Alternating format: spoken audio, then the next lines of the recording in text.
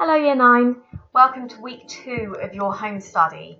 Last week you should have completed a fact file of a charity of your choice, and this week your task is as follows. You'll be needing to write a formal letter to Mr. Hunter persuading him that the school should support your charity of choice. And our learning objective is to plan and write convincingly for a specific genre, audience and purpose. The due date for this task is the end of the week, which is the 3rd of April. As I said on Go for Schools and in my emails, if you have access to Word, feel free to drop me an email with the document attached. If not, then take a picture of the work that you've done in your books and email it to me. That's absolutely fine. Okay, so before we even start thinking about what we're going to write, we need to be familiar with the features of a letter. Now you'll see on each slide, I've just put the task in the top right hand corner so that you always know what we're going to be focusing on. So the layout, as a reminder, should be this. So at the top right, you'll need to write your address, followed by the date in full. On the left hand side underneath, you need to write the address of the recipient, so that's the person that you're writing the letter to. And underneath, Dear and whoever it is, in this case it's Mr. Hunter, always followed by a comma. And finally, you leave a paragraph and an indent and you start your letter by explaining why you are writing. So for us, it would be, I'm writing to you to convince you that we should be supporting Cancer Research UK or whichever charity you've gone for. You're welcome to pause this video at any point if you need to jot down some information. Second thing we need to think about is a little recap of what persuasive techniques there might be. Now, this is by no means an extensive list, but it can give you an idea of the sorts of things you need to be thinking about when you're crafting your response. So we have alliteration, and the only example I can ever think of on the spot is big bouncy balls, and I don't know why, but it's disturbing. Secondly, an anecdote, which is a short story to illustrate your point. Thirdly, repetition, and it doesn't have to be all at the same time, it can just be throughout your response. Maybe you might include a rhetorical question or two. You can have tricolons, so that's a power of 3. He was tall, dark and handsome. You can have imperative, which are commands. We must support this charity. We need to act now. Facts and statistics. And in this case, you probably can do the research. Normally it doesn't matter if they're real or not, but in this case, it would be helpful for you to do a little bit of research. You should already have some ideas based on your charity fact sheet. You can also include a bit of exaggeration, hyperbole, emotive language, and inclusive pronouns like we need to get involved. All of us are effective because those sorts of features make people want to listen to what you have to say. You'll probably be able to think of a few more. So if you need to jot these down in your book as a reminder, I would pause the video and do that now. Okay, these next few slides, I'm just going to take you through the sort of thing you can include in each paragraph. So what I've got is some ideas and then a quick example, and I've highlighted parts that include techniques or features of the letter.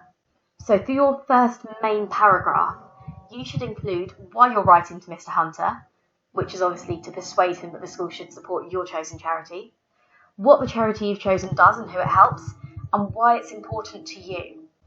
And I've written a quick example below.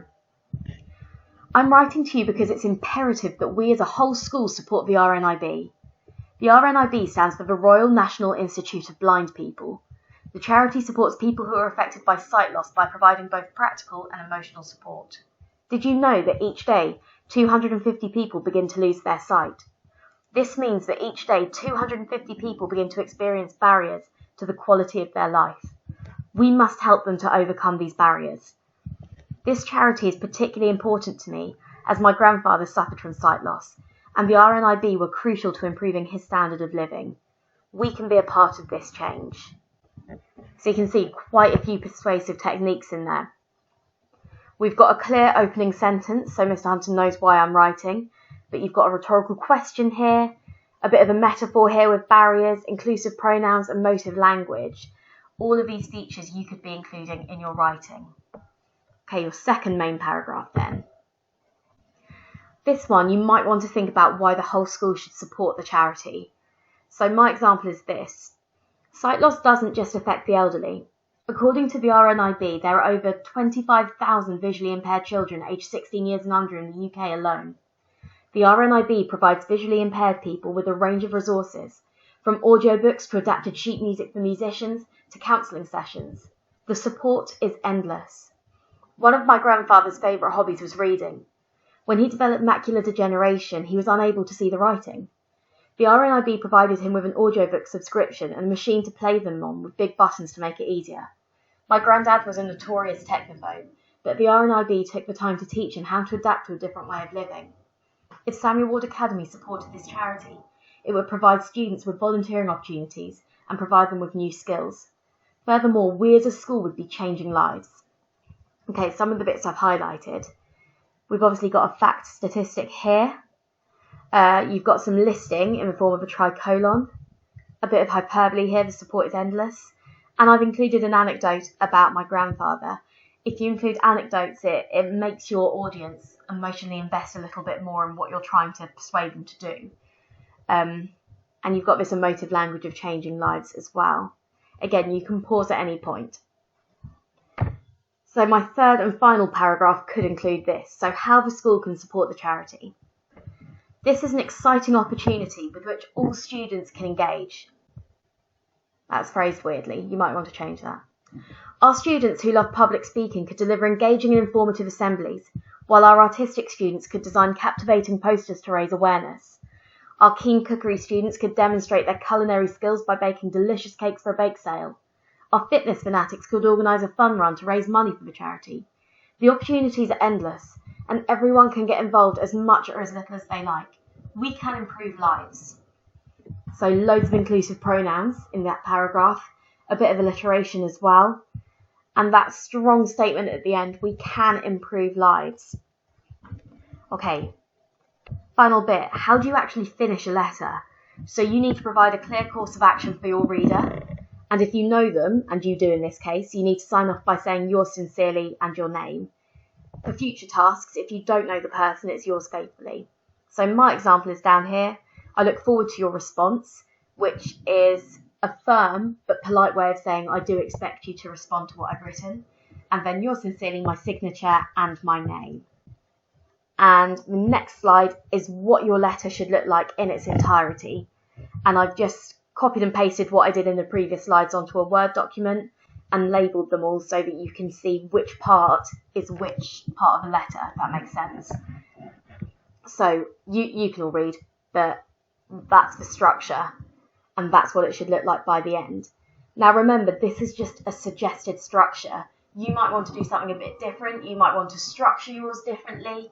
You might want to use, anecdotes in each paragraph. But these are just ideas to help you out a little bit. And my final slide is kind of the one that you should be looking at whilst you're planning and consequently writing your letter. So you've got how to structure it, which is all the information we've been through, a list of persuasive techniques, and other factors to consider. So remember, we're not just rambling, we're going to craft our writing. So we need to make sure we're thinking about the best vocabulary choices. We need to make sure we're using standard English and formal language, nothing slang-like, please. Use a range of punctuation securely and for effect, and think about your sentence types. This is meant to be an engaging piece of writing. Now, I don't want you to panic because I know what you're all like whenever I mention the A word, but I will be marking this properly and I will be giving you feedback. So if in any way you are remotely worried about this task, please just get in touch with me. I'm always available by email and I'm happy to help you out. Even if you just want to send me a little draft and I can give you some advice before you submit it properly on Friday. I hope that all makes sense. Sorry if I've rambled at you and I hope you're all staying safe. Take care.